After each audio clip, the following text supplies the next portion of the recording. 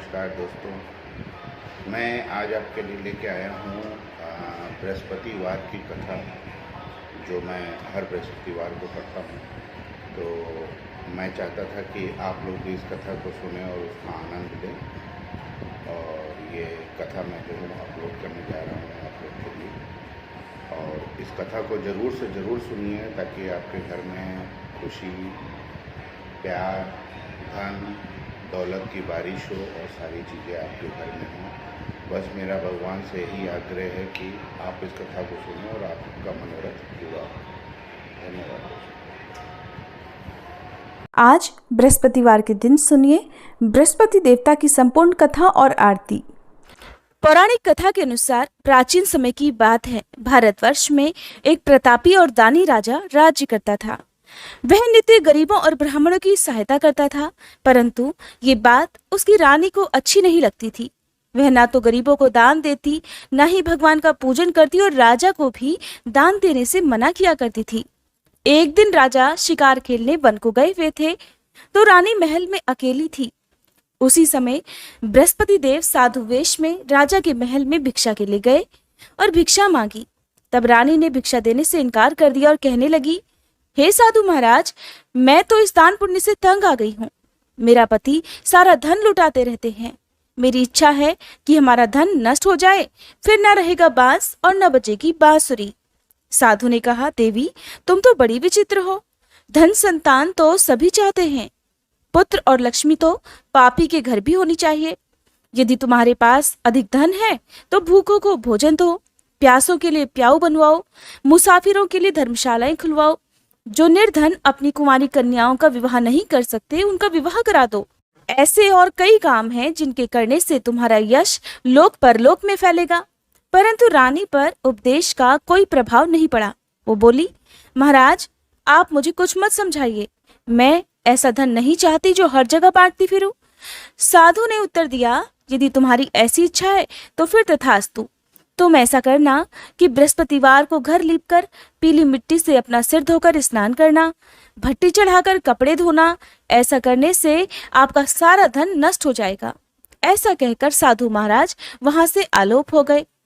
साधु के अनुसार कई बातों को पूरा करते हुए रानी को केवल 3 बृहस्पतिवार ही बीते थे कि उनकी सारी धन संपत्ति नष्ट हो गई और भोजन के लिए राजा का परिवार तरसने लगा।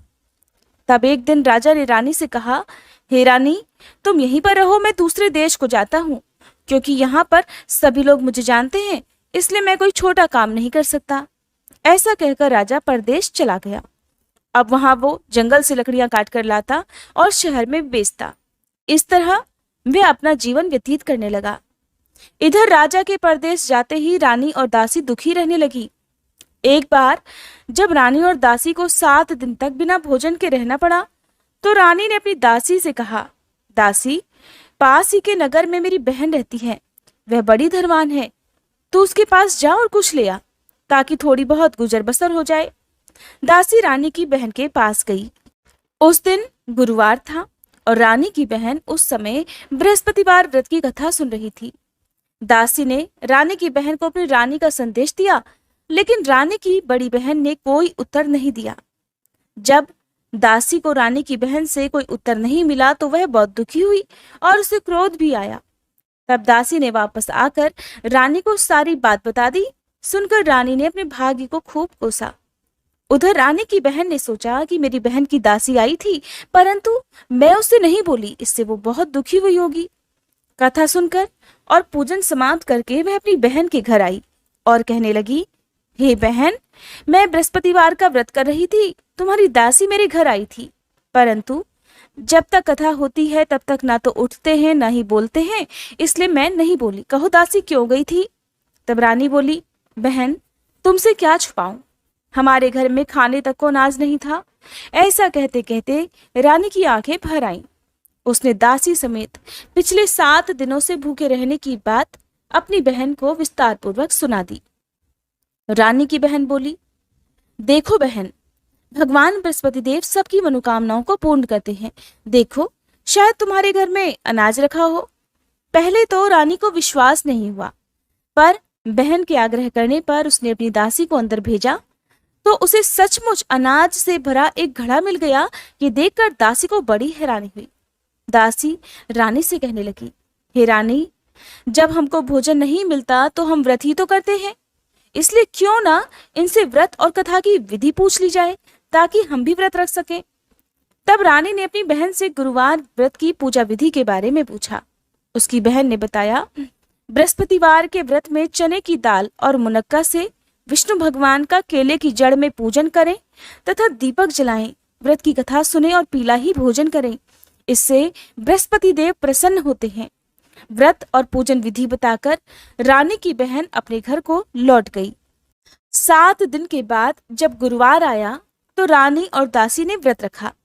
घुड़साल में जाकर चना और गुड़ लेकर आईं। फिर उसने केले की जड़ का पूजन किया तथा विष्णु भगवान की कथा की और आरती की। अब पीला भोजन कहाँ से आए, इस बात को लेकर दोनों बड़ी दुखी थी, क्योंकि उन्होंने व्रत रखा था। इसलिए बृहस्पति देव उनसे प्रसन्न थे और वे एक साधारण व्यक्ति का रूप धरकर 2 थालों में सुंदर पीला भोजन दासी को दे गए। भोजन पाकर दासी बहुत प्रसन्न हुई और फिर रानी के साथ मिलकर भोजन ग्रहण किया। उसके बाद से वे सभी गुरुवार को व्रत और पूजन करने लगी।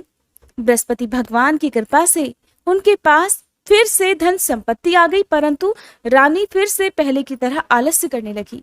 ये देखकर दासी बोली, देखो रानी, तुम पहले भी इसी प्रकार आलस्य करती थी। तुम्हें धन रखने में कष्ट होता था, इस कारण सभी धन नष्ट हो गया। अब जब भगवान बृहस्पति की कृपा से हमें धन मिला है तो तुम्हें फिर से आलस्य होता है।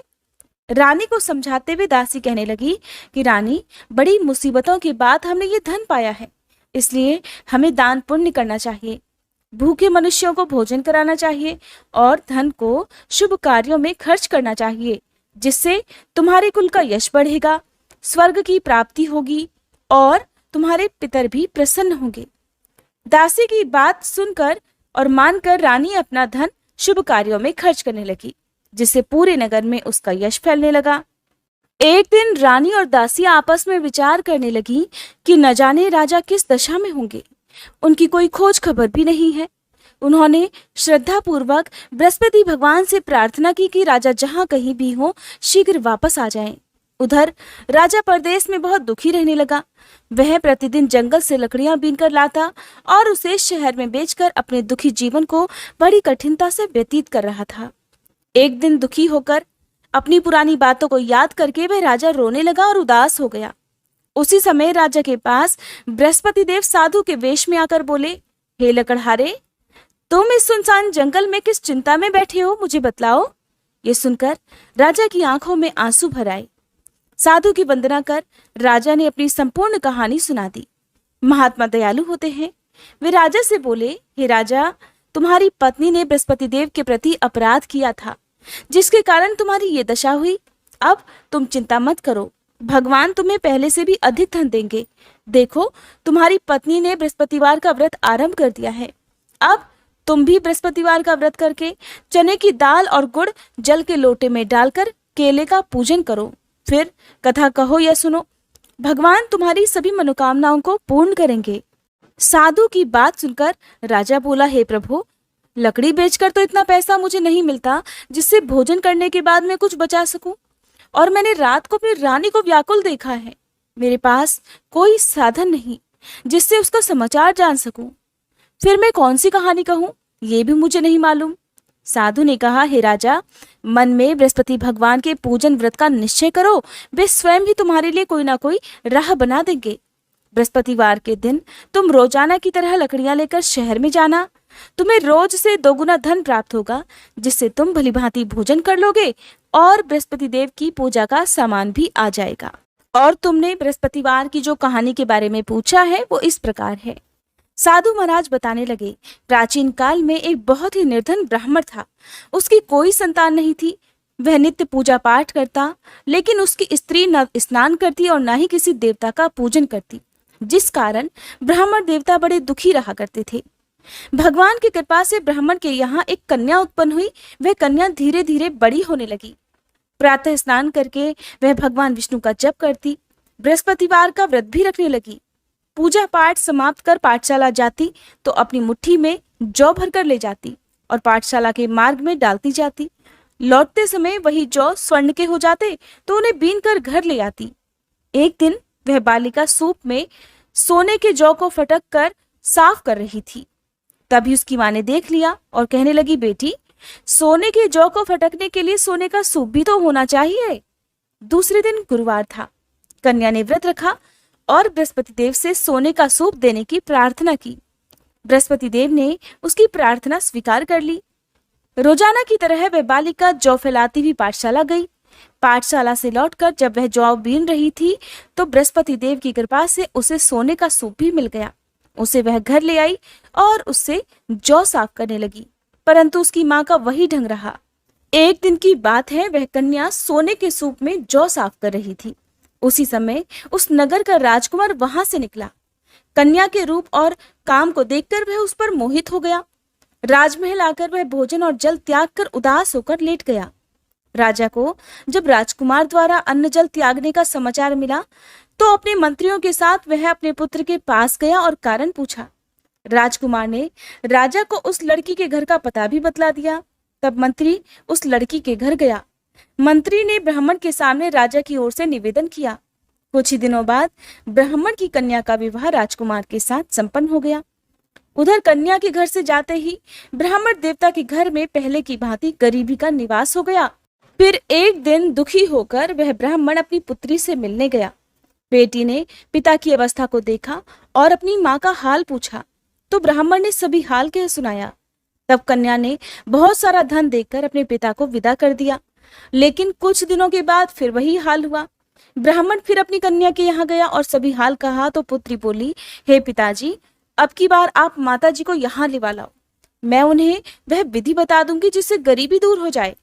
ब्राह्मण देवता अपनी पत्नी को साथ लेकर अपनी पुत्री के पास राजमहल पहुंचे तो पुत्री अपनी माँ को समझाने लगी, हे माँ, तुम प्रातःकाल स्नानादि करके विष्णु भगवान का पूजन करो तो सब दरिद्रता दूर हो जाएगी। परंतु उसकी माँ ने उसकी एक भी बात नहीं मानी। वह प्रातःकाल उठकर अपनी पुत्री की बची जूठन को खा लिया करती थी। एक दिन उसकी पुत्री को बहुत गुस्सा आया और उसने अपनी माँ को एक कोठरी में बंद कर दिया। प्रातःकाल उसे स्नानादि कराकर पूजा पाठ करवाया तो उसकी माँ की बुद्धि ठीक हो गई। इसके बाद वह नियम से पूजा पाठ करने लगी और हर बृहस्पतिवार को व्रत भी करने लगी। इस व्रत के प्रभाव से मृत्यु के बाद वह स्वर्ग को गई। वह ब्राह्मण भी सुख पूर्वक इस लोक का सुख भोग कर स्वर्ग को प्राप्त हुआ। इस तरह कहानी कहकर साधु बने बृहस्पति देव वहां से आलोप हो गए। धीरे धीरे समय बीतने पर फिर वही बृहस्पतिवार का दिन आया। राजा जंगल से लकड़ी काटकर शहर में बेचने गया। उसे उस दिन और दिनों से अधिक धन मिला। राजा ने चना, गुड़ आदि लाकर बृहस्पतिवार का व्रत किया। उस दिन से उसके सभी क्लेश दूर हुए। परंतु जब अगले गुरुवार का दिन आया तो वह बृहस्पतिवार का व्रत करना भूल गया। इसी कारण बृहस्पति भगवान नाराज हो गए। उस दिन उस नगर के राजा ने विशाल यज्ञ का आयोजन किया था तथा अपने समस्त राज्य में घोषणा करवा दी कि सभी मेरे यहाँ भोजन करने आए, किसी के घर चूल्हा ना जले। इस आज्ञा को जो न मानेगा उसको फांसी की सजा दी जाएगी। राजा की आज्ञा अनुसार राज्य के सभी लोग राजा के भोज में आमंत्रित हुए, लेकिन लकड़हारा कुछ देर से पहुंचा, इसलिए राजा उसे अपने साथ महल में ले गए। जब राजा लकड़हारे को भोजन करा रहे थे तो रानी की दृष्टि उस खूंटी पर पड़ी जिस पर उसका हार लटका हुआ था। उसे हार खूंटी पर लटका हुआ दिखाई नहीं दिया। रानी ने सोचा कि मेरा हार इसी लकड़हारे ने चुरा लिया है और उसी समय सैनिकों को बुलवाकर उसे जेल में डलवा दिया। लकड़हारा जेल में विचार करने लगा कि न जाने कौन से पूर्व जन्म के कर्मों से मुझे ये दुख प्राप्त हुआ है, और जंगल में मिले साधु महाराज को याद करने लगा। तत्काल बृहस्पति देव साधु के रूप में प्रकट हो गए और कहने लगे, अरे मूर्ख, तूने बृहस्पति देवता की कथा नहीं की, उसी कारण तुझे ये दुख प्राप्त हुआ है। अब चिंता मत कर, बृहस्पतिवार के दिन जेल खाने के दरवाजे पर तुझे 4 पैसे पड़े मिलेंगे। उनसे तू बृहस्पतिवार की पूजा करना तो तेरे सभी कष्ट दूर हो जाएंगे। अगले बृहस्पतिवार को उसे जेल के द्वार पर 4 पैसे पड़े मिले। तब राजा ने पूजा का सामान मंगवाकर कथा कही और प्रसाद बांटा। उसी रात में बृहस्पति देव ने उस नगर के राजा को स्वप्न में कहा, हे राजा, तूने जिसे जेल में बंद कर दिया है उसे कल छोड़ देना, वह निर्दोष है, वह राजा है। राजा प्रातःकाल उठा और खूंटी पर हार टंगा देखकर लकड़हारे को बुलाकर क्षमा मांगी। तथा राजा को योग्य सुंदर वस्त्र आभूषण देकर उसे विदा कर दिया। बृहस्पति देव की आज्ञा अनुसार राजा अपने नगर को चल दिया। राजा जब नगर के निकट पहुंचा तो उसे बड़ा ही आश्चर्य हुआ। नगर में पहले से अधिक बाग, तालाब और कुएं तथा बहुत सी धर्मशालाएं, मंदिर आदि बने हुए थे। राजा ने पूछा, ये किसका बाग और धर्मशाला है? तब नगर के सभी लोग कहने लगे, ये सब तो रानी और दासी ने बनवाए हैं। राजा को यह सुनकर आश्चर्य हुआ और गुस्सा भी आया कि उसकी अनुपस्थिति में रानी के पास इतना धन कहां से आया होगा।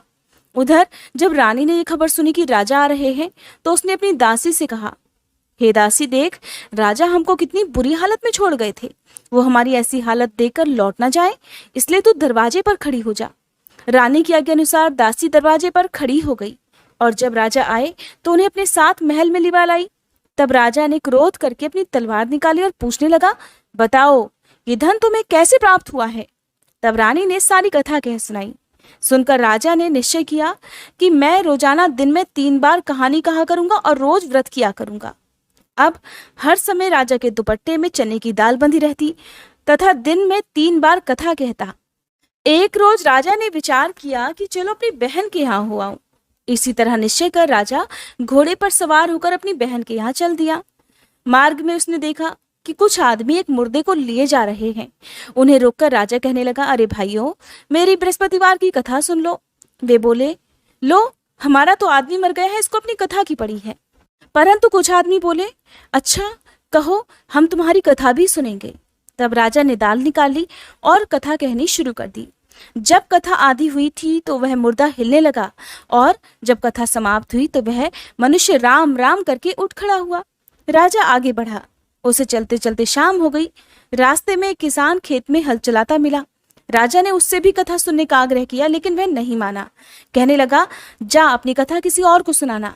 जब तक तेरी कथा सुनूंगा तब तक 4 हरैया जोत लूंगा। सुनकर राजा आगे बढ़ा।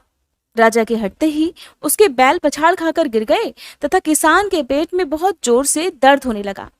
उसी समय किसान की माँ रोटी लेकर आई। उसने जब देखा तो अपने बेटे से सब हाल पूछा। बेटे ने सभी हाल बता दिया। बुढ़िया दौड़ी दौड़ी उस घुड़सवार के पास पहुंची और उससे बोली, बेटा, मैं तेरी कथा सुनूंगी, तू अपनी कथा मेरे खेत पर ही चलकर कहना।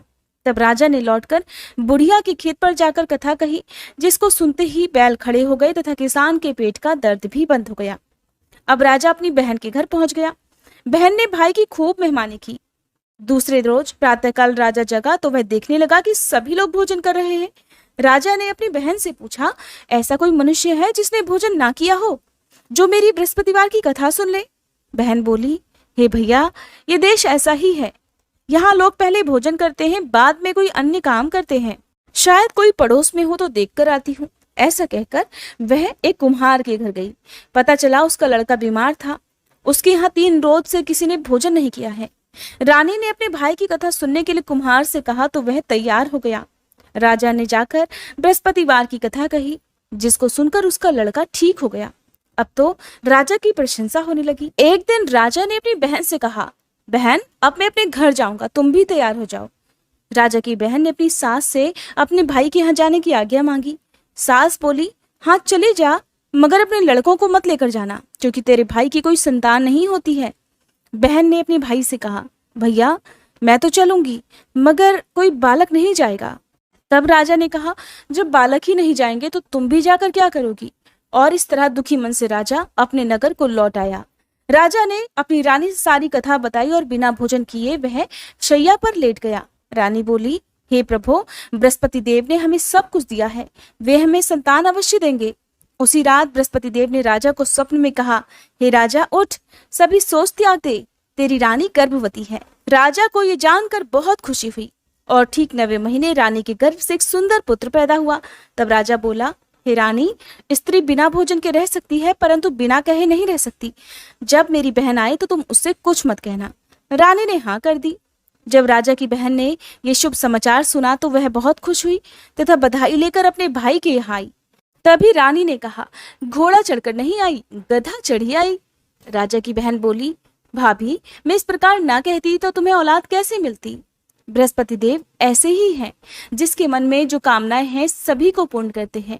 जो सद्भावना पूर्वक बृहस्पतिवार का व्रत रखता है और कथा पढ़ता है अथवा सुनता है और दूसरों को सुनाता है, बृहस्पति देव उसकी सभी मनोकामनाएं पूर्ण करते हैं। बृहस्पति देव उनकी सदैव रक्षा करते हैं। जो संसार में सद्भावना और सच्चे हृदय से बृहस्पति देव का पूजन करते हैं, उनकी सभी मनोकामनाएं उसी प्रकार पूर्ण हो जाती हैं। जैसे रानी और राजा ने बृहस्पति देव की कथा का गुणगान किया, उनकी सभी इच्छाएं बृहस्पति देव ने पूर्ण की थी। मनुष्य को हृदय से उनका मनन करते हुए जयकारा बोलना चाहिए। प्रेम से बोलिए बृहस्पति देवता की जय। अब सुनिए आरती। ओम जय बृहस्पति देवा, स्वामी जय बृहस्पति देवा, छिन छिन भोग लगाऊं कदली फल मेवा। ओम जय बृहस्पति देवा, तुम पूर्ण परमात्मा, तुम अंतर्यामी, स्वामी तुम अंतर्यामी, जगत पिता जगदीश्वर, तुम सबके स्वामी। ओम जय बृहस्पति देवा, चरणामृत निज निर्मल, सब पातक हरता, स्वामी सब पातक हरता, सकल मनोरथ दायक, कृपा करो भरता। ओम जय बृहस्पति देवा, तन मन धन अर्पण कर, जो जन शरण पड़े, स्वामी जो जन शरण पड़े, प्रभु प्रकट तब होकर, आकर द्वार खड़े। ओम जय बृहस्पति देवा, दीन दयाल दयानिधि, भक्तन हितकारी, स्वामी भक्तन हितकारी, पाप दोष सब हरता, भव बंधन हारी। ओम जय बृहस्पति देवा, सकल मनोरथ दायक, सब संशय तारो, स्वामी सब संशय तारो, विषय विकार मिटाओ, संतन सुखकारी। ओम जय बृहस्पति देवा, जो कोई आरती तेरी प्रेम सहित गावे, स्वामी प्रेम सहित गावे, ज्येष्ठानंद वंद सो सो निश्चय पावे। ओम जय बृहस्पति देवा, ओम जय बृहस्पति देवा, स्वामी जय बृहस्पति देवा, छिन छिन भोग लगाऊं कदली फल मेवा। ओम जय बृहस्पति देवा।